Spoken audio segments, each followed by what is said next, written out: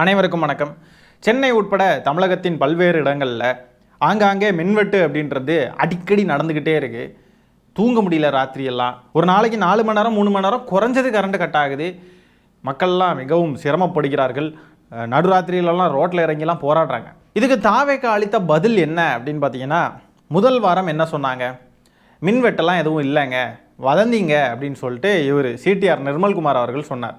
ரெண்டாவது என்ன பண்ணாங்கன்னா, இதை திமுக மேலே பழியை தூக்கி போட்டாங்க. திமுக ஆட்கள் உள்ளார இருந்து இதெல்லாம் பண்ணுறாங்க அப்படின்ட்டு பழியை தூக்கி போட்டாங்க.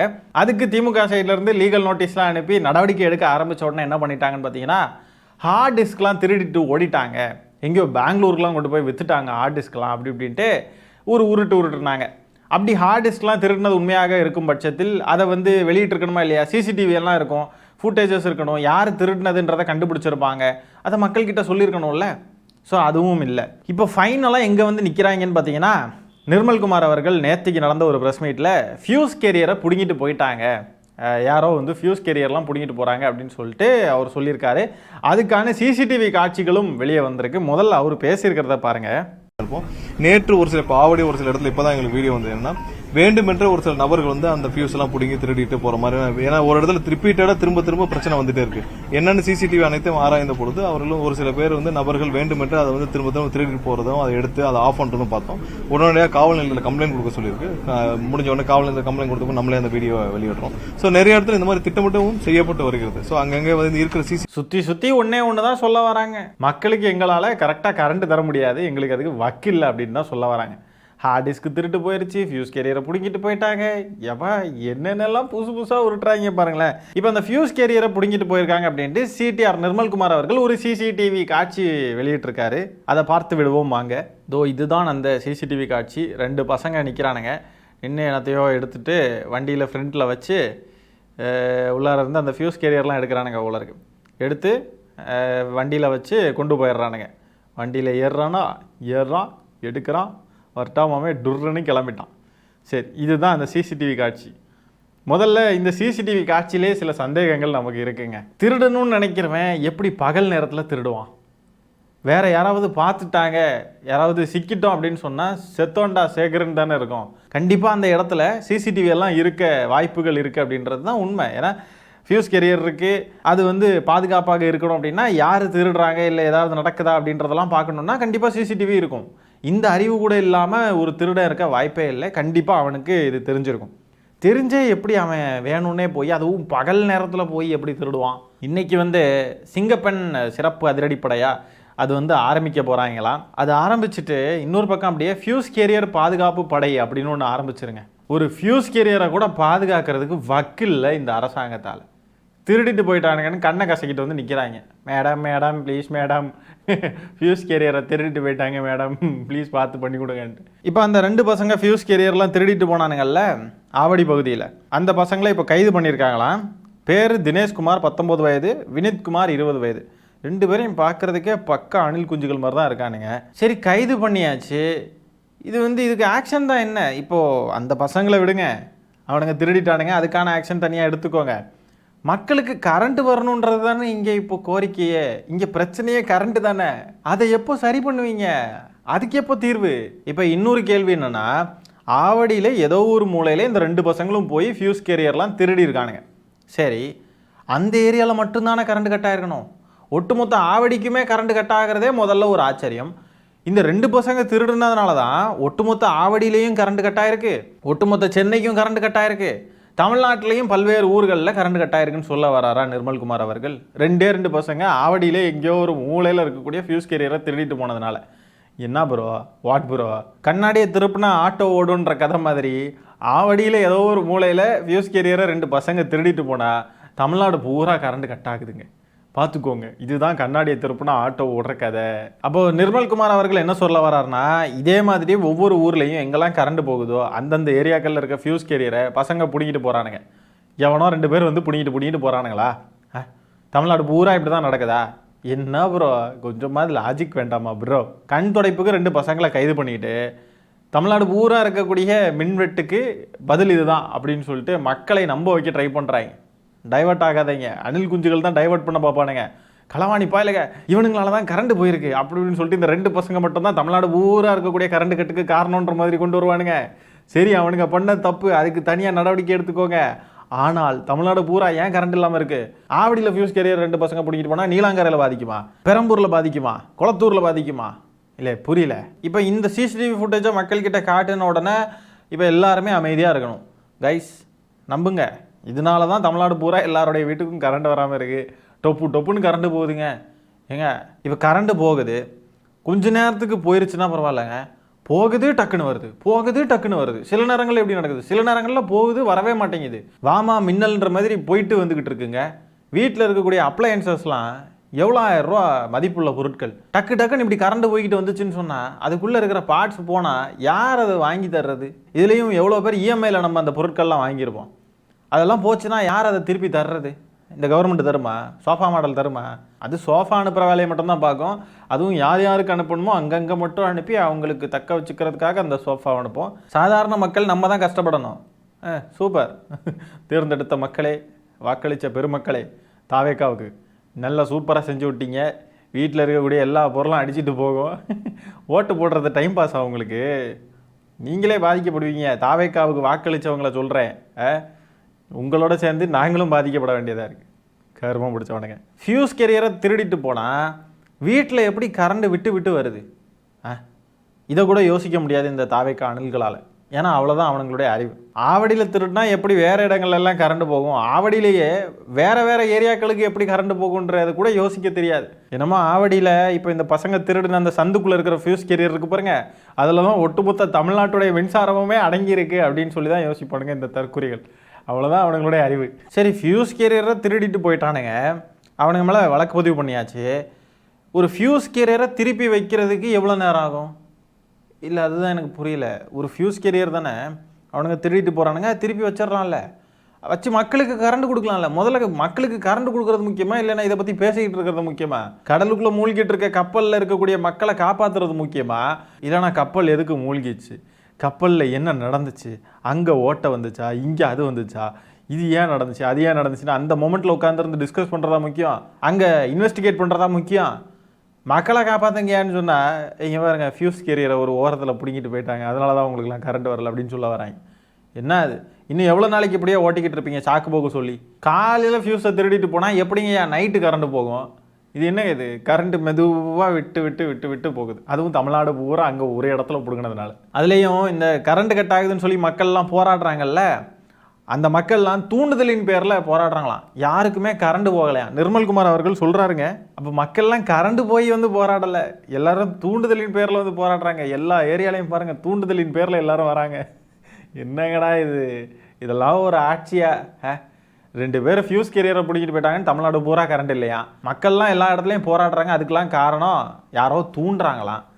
இப்படியே சாக்கு போக்கு சொல்லி ஓடிக்கிட்டு இருக்கு இந்த சோஃபா மாடல் அரசு. அப்போ போராடுறவங்கெல்லாம் சமூக விரோதிகளா? எங்கேருந்து பூந்து வந்துட்டாங்களா? இல்லை, புரியல. இங்கே இருக்கிற மக்கள் தானே, இங்கே வசிக்கிற மக்கள் தானே கரண்ட் இல்லைன்னு ரோட்டில் இறங்கி போராடுறாங்க. கரண்ட் இருந்தால் எதுக்கு மக்கள்லாம் ரோட்டில் இறங்கி போராட போகிறாங்க?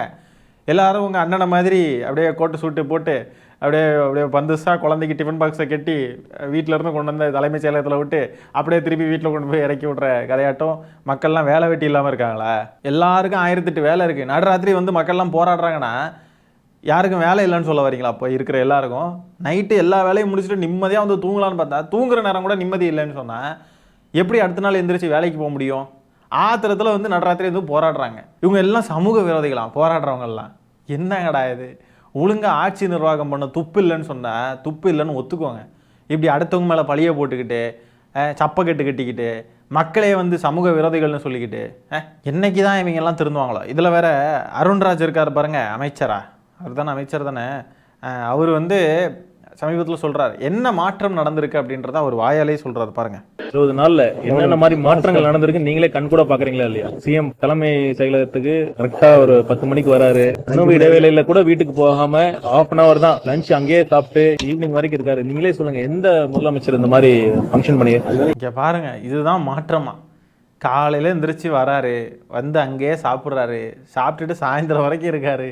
இதுதான் மக்கள் விரும்பிய மாற்றமா? அட பாவிகளா! உண்மையிலேயே தமிழ்நாட்டுடைய நிலைமையை நினச்சா ரொம்ப பரிதாபமாக இருக்குது. அந்தோ பரிதாபம். எப்போ பார்த்தாலும் சோறுனே கிடக்குறாங்க. டிஃபன் பாக்ஸில் சோறு சாப்பிட்டா இருப்பாருங்க, டிஃபன் பாக்ஸில் சோறு சாப்பிட்டா இருப்பாருங்க. இதுதான் மாற்றம்ன்றாங்க. இல்லை உண்மையிலேயே இதுதான் மாற்றமா, இல்லைன்னா நமக்கு மட்டும்தான் அந்த மாற்றம் வந்து கண்ணுக்கு தெரியலையா, கோமாளித்தனமாக இருக்கா இந்த மாற்றம்னு இவங்க சொல்கிறதெல்லாம்? உண்மையிலேயே அதுதான் மாற்றமாக இருக்குமோ? ஒரு வேளை தன் கையாலேயே சோறு எடுத்து வாயில் போட்டு சாப்பிட்றது இதெல்லாம் வேற யாரும் பண்ணது இல்லையோ? ஒருவேளை இவங்க சொல்கிறதையெல்லாம் நம்ம நம்பி தான் ஆகணுமோ? மக்களுக்காக களப்பணிகள் செய்து அவங்களுக்கான திட்டங்கள் கொண்டு வந்து மாநில உரிமைகளுக்காக போராடி அத்தனை விஷயங்களை செஞ்சு நாங்கள் மாற்றம் கொண்டு வந்திருக்கோம் பாருங்கள், நாங்கள் சாதனைகள் புரிஞ்சுருக்கோம் பாருங்கள் அப்படின்னு சொல்லி அரசியல் செஞ்ச கட்சிகள்லாம் இருந்து அந்த கட்சிகளையெல்லாம் விரட்டி விட்டுக்கிட்டு இன்றைக்கி பாருங்கள் மாற்றம் நாங்கள் செய்த சாதனை அப்படின்னா என்னென்னா, நாங்கள் பாருங்கள் காலையில் கிளம்பி வந்து சோறு சாப்பிட்டுட்டு நாங்கள் வந்து சாயந்தரம் வரை இருந்துட்டு போகிறோம் பாருங்கள், இதுதான் மாற்றம்ன்றாங்க. ஆட பாவிகளா, அது விஜய் அவர்களுக்கு மட்டும்தான் மாற்றம். ஏன்னா வீட்டிலே படுத்து தூங்கிட்டு இருந்தார், எந்த வேலையும் செய்யாமல் சோம்பேறியாட்டு இருந்தார். அவர் வந்து இப்போ காலையில் எழுந்திரிச்சு கிளம்பி வேலைக்கு வராரு, செக்ரட்டேரியட்டுக்கு போய் முதலமைச்சர் வேலை பார்க்க வேண்டியது இருக்குல்ல, அதனால அவருக்கு மட்டும்தான் அது மாற்றம், அவருடைய வாழ்க்கையில் மட்டும்தான் அது மாற்றம், டிஃப்ரென்ஸ். சோம்பேறியாக இருந்த ஒருத்தர் தினமும் காலையில் எழுந்திரிச்சு போயிட்டு வரார். தினமும் வேலைக்கு போகிறத திருப்பி சொல்லி காட்டுறவங்க இருக்காங்கல்ல, அவங்க இன்னும் திருந்தலைன்னு அர்த்தம். அவங்க இன்னும் தான் சோம்பேறி ஆயிருக்காங்க. வேலை செய்கிறத சொல்லி காட்டுறவங்க தான் இன்னும் சோம்பேறி. ஆகவே அவரோட லைஃப்பில் வேணால் அது ஒரு மாற்றமாக இருக்கலாம். ஏன்னா தினமும் தூங்கிக்கிட்டு வெளியவே வராமல் போராட்டத்துக்கு வந்தாலும் 3 நிமிஷத்தில் கிளம்பி ஓடிடுவார். ஆகவே இந்த மாதிரி இருந்த ஒருத்தர் வந்து வெளியில் வந்திருக்காரு, தினமும் வராரு, வேலையை பார்க்க போகிறாருன்னா மாற்றம் தான். ஆனால் அது எப்படி மக்களுக்கான மாற்றமாக இருக்க முடியும்? மக்கள் விரும்பிய மாற்றம் அப்படின்றது புரட்டி போட்டு எல்லாத்தையும் மாற்றி போட்டு அப்படியே இந்த சிவாஜி படத்தில் ரஜினி அவர்கள் நடந்து வருவார் பாருங்க, அப்படியே பின்னாடி எல்லாம் மாறிட்டே வரும். அந்த மாதிரி விஜய் அவர்கள் நடக்க அப்படியே தமிழ்நாடு அப்படியே வேறு மாதிரி ஆகி அப்படியே எங்கேயோ போய் அப்படியே மக்களுக்கான திட்டங்கள்லாம் அப்படியே பயங்கரமாக வந்து அப்படியே பெரிய பெரிய தொழிற்சாலைகள் பெரிய பெரிய நிறுவனங்கள்லாம் தமிழ்நாட்டில் முதலீடு பண்ணணும்னு அப்படியே க்யூவில் வரிசையில் வந்து நின்று அப்படி மக்கள்லாம் எதிர்பார்த்தாங்க. அந்த மாற்றம் தான் எதிர்பார்த்தாங்க. அவர் காலையில் வந்தாராம், சோறு சாப்பிட்டாராம், சாயந்தரம் போகிறாராம். இதுவா மாற்றம்? இன்னும் என்னென்னலாம் கேட்க வேண்டியது இருக்கோ. ஓட்டு போட்டவங்களே, நீங்கள் ஓட்டு போட்ட பாவத்துக்கு உங்களுக்கு கஷ்டமாக இருக்குமோ என்னமோ அதுவும் தெரில. தற்குறிகள்கிட்ட என்னத்தை பேசுறதுக்கு இருக்குது? தற்குறிகளுக்கு இதெல்லாம் எப்படி கஷ்டமாக இருக்கும்? ஓட்டு போட்ட பாவத்துக்கு இதெல்லாம் கேட்க வேண்டியது இருக்குது அப்படின்னு சொல்லிட்டு உங்களுக்குலாம் நீங்களே உங்கள் தலைப்பாடாக அடிச்சுக்கணும். அடிச்சுக்கலன்னு சொன்னால் நீங்கள் எல்லாம் ஒன்றா நபர் தற்குறிகள் இதெல்லாம் அனுபவிங்க. இதனால் வரக்கூடிய விளைவுகளையும் நீங்கள் தான் சந்திக்கணும். இந்த வீட்டில் கரண்ட் இல்லாமல் கிடக்கணும்ல, அடுத்தது வேலை இல்லாமல் கிடக்கணும், அடுத்தது ஒன்று ஒன்றா நடக்கும். கிரைசிஸ், நிறைய கிரைசிஸ் வரும். எல்லாத்தையும் ஃபேஸ் பண்ணிக்குவாங்க, கஷ்டப்படுங்க. எங்களுக்கு என்ன, நாங்கள்லாம் பார்த்து நல்லா ஜாலியாக சிரித்து கொண்டாட வேண்டியதா? என்ன பண்ணுறது? இப்படிலாம் பேசக்கூடாதுன்னு பார்த்தாலும் பேச வேண்டிய நிலைமைக்கு தள்ளப்பட்டிருக்கோங்க. என்னங்க பண்ணுறது? இத்தனை சதவீதம் தற்குறிகள் தமிழ்நாட்டில் இருக்காங்கன்னா இவங்களெல்லாம் வச்சுக்கிட்டு நம்ம என்ன பண்ணுறது? இன்னும் அறிவார்ந்த மண், பகுத்தறிவு மண், தந்தை பெரியார் மண், அறிஞர் அண்ணா மண் அப்படின்னு சொல்கிறதுல ஒரு பிரயோஜனமும் கிடையாது. இந்த மக்களையெல்லாம் பார்த்து அந்த மக்களும் இருக்காங்க, இல்லைன்னு சொல்லலை.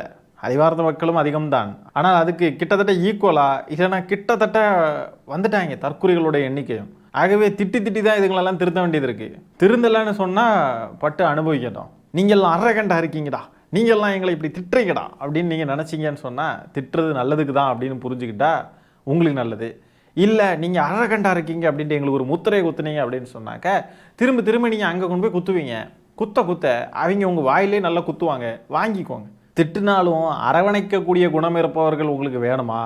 இல்லை உங்களை திட்டாமலே உங்களுக்கு கவர்ச்சியான வார்த்தைகளை சொல்லி அப்படியே வருங்க நாங்கள் மாற்றம், நாங்கள் வந்து அதை செய்ய போகிறோம் இதை செய்ய போகிறோம் அப்படி இப்படின்ட்டு கவர்ச்சிகரமான வார்த்தைகளை சொல்லி உங்கள் தலையிலேயே மிளகாவை கரைச்சி ஊத்துறவங்க வேணுமான்றதை நீங்களே முடிவு பண்ணிக்கோங்க. நம்ம வேலையை தான் பாக்குறாரு. அது கொலைன்றது அதையும் அவர் பாத்துக்கிட்டு தான் இருக்காரு. நிறைய இடத்துல அவரு நைட்ல போய் ரைடு பண்றாரு. ஏன்னா நாங்க வியாபாரம் பண்றவங்க, எங்களுக்கு தெரியும். ரைட பாக்குறாரு. ஒரு குழந்தைய காணோம்னா அதை எப்படி போய் அதை கண்டுபிடிக்கணும்னு போலீஸ்ல கூட அவங்க போறது இல்ல. ஆதவர்ஜினா இப்ப கொஞ்ச நாளைக்கு முன்னாடி, இப்ப ஒரு வாரமோ 2 வாரத்துக்கு முன்னாடி சஸ்பென்ஸா ஒரு குழந்தைய கண்டுபிடிச்சு அது வெளியே வரல. எப்படி? ஆமா, வெளியே வரலையே. இது வில்லிவாக்கத்துல நடந்ததுதான். ஆதவர்ஜுனா திடீர்னு ஒரு குழந்தைய சஸ்பென்ஸா கண்டுபிடிச்சாராம். இவங்க பேசுகிறதெல்லாம் பாருங்களேன், ஏதோ சினிமா சீன் மாதிரியே இருக்குது பாருங்கள். இதான் சினிமா முகத்தில் வாக்களித்தவங்க இப்படி தான் இருப்பாங்க. இவங்க கிட்ட தான் நம்ம வந்து கொள்கை, கோட்பாடு, delimitation, dept to GDP ratio, இரட்டை இலக்க பொருளாதார வளர்ச்சி, இண்டஸ்ட்ரீஸ், இன்வெஸ்ட்மெண்ட்ஸ் இதெல்லாம் நம்ம இவங்க கிட்ட தான் பேசிக்கிட்டு இருக்கோம் காய்ஸ். இவங்க கிட்ட எப்படி பேசணுன்னா, பார்த்தீங்களா விஜய் வந்து சுறா படத்தில் அப்படி கடலுக்குள்ளேருந்து ஷூ போட்டு பறப்பார் பாருங்க. குருவி படத்தில் அதை விட பெருசாக பறப்பார். அங்கே ஒரு பாலத்திலேருந்து அப்படியே ட்ரெயினுக்கு பறப்பார். குருவி படத்தில் ரேஸ் ஓட்டிக்கிட்டு இருக்கப்போ ஆக்சிலேட்டர் கேபிள் அறுந்து போயிடும். அதை வாயில் வச்சு ஈன்னு இழுத்து இழுத்து ஓட்டுவார். அதெல்லாம் வந்து தலைவர் படத்தில் மட்டும் இல்லை, நிஜத்தில் பண்ணுவார் தெரியுமா? அவர் மாசு. பிகில் படத்துலலாம் அவர் விளையாடின ஃபுட்பாலெல்லாம் பார்த்து நாடே மிரண்டுச்சு. ரொனால்டோலாம் வந்து அவ்வளோலாம் ஒர்த்து கிடையாது, மன்னிக்கவும் அந்த வார்த்தையை சொன்னது. ஆனால் அவங்கக்கிட்ட இப்படி தான் பேசணும். இந்த பைரவா படத்தில் சிலிண்டர் தூக்கி போட்டு உடைப்பார். ஒருவேளை கேஸ் இருந்ததுன்னா என்னன்றதை பற்றி யோசிக்காமல் கொஞ்சம் கூட பயம் இல்லாமல் துணிச்சலாக தூக்கி போட்டு உடைப்பார். ஆனால் அவர் நினச்ச மாதிரி அவர் கரெக்டாக ப்ரெடிக்ட் பண்ணார். அங்கே வந்து உள்ளார கோல்டு காயின்ஸும் பணமும் கேஷும் டாக்குமெண்ட்ஸ்லாம் உள்ளே இருந்துச்சு. தைரியம் தெரியுமா, தைரியசாலி பைரவா படம். அதனால இவங்ககிட்டலாம் இப்படி தான் பேசணும். இப்படி பேசினா தான் இந்த மக்கள்லாம் சுவர் விசில் ஊதிக்கிட்டு கொண்டாடுவாங்க. இவங்கக்கிட்ட போய் நம்ம அரசியல் கொள்கை கோட்பாடு எதுக்குங்க? அதெல்லாம் எதுக்குங்க? பேசாமல் நம்மளும் அலமத்தி அபிபூனும் போட்டு டான்ஸ் ஆடிட்டு போக வேண்டியதான். வீடியோ போட்டு லைக்கு போடுவாங்க. 4 காசு சம்பாதிச்சோமா போடாமல் இருக்கிறத விட்டுட்டு மின்வெட்டு, அரசாங்கம், அமைச்சர்களை வந்து விமர்சனம் பண்ணுவது எதுக்குங்க? எதுக்குங்க? சும்மா சொல்கிறேங்க. எல்லாம் பண்ணுவோம், நம்ம பேசிக்கிட்டு தான் இருப்போம், அதெல்லாம் நிறுத்த மாட்டோம். நிறைய பேர் வருத்தப்படுறீங்க, தம்பி பேசுகிறத மட்டும் நிறுத்துறாது தம்பி, நீ பேசுகிறத பார்க்க வேகமாக இருக்குது. அதெல்லாம் நம்ம நிறுத்த மாட்டோம், நம்ம பேசிக்கிட்டு தான் இருப்போம். ஆகவே எப்படியாகத்தான் இருக்கிறது தமிழ்நாட்டின் நிலை. ஐயோ, இவங்களெல்லாம் பற்றி பேசினாவே தொண்டை கவுதுங்க. வார்த்தையெல்லாம் உள்ளார போயிடுது, வெளியே வரமாட்டேங்குது. அடா பாவிகளா, தமிழ்நாட்டை என்னடா பண்ணி வச்சுருக்கீங்க? எப்படி இருந்த ஒரு மாநிலம், கண்ணு முன்னாடி நம்ம எப்படியெல்லாம் வளர்றத பார்த்தா. இன்றைக்கி இன்வெஸ்ட்மெண்ட்ஸ்லாம் அப்படியே உருவிட்டு போகுது.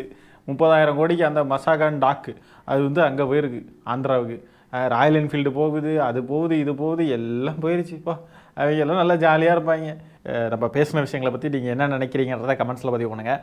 இந்த காணொலியை நான் இத்துடன் நிறைவு செய்து கொள்கிறேன். நன்றி, வணக்கம்.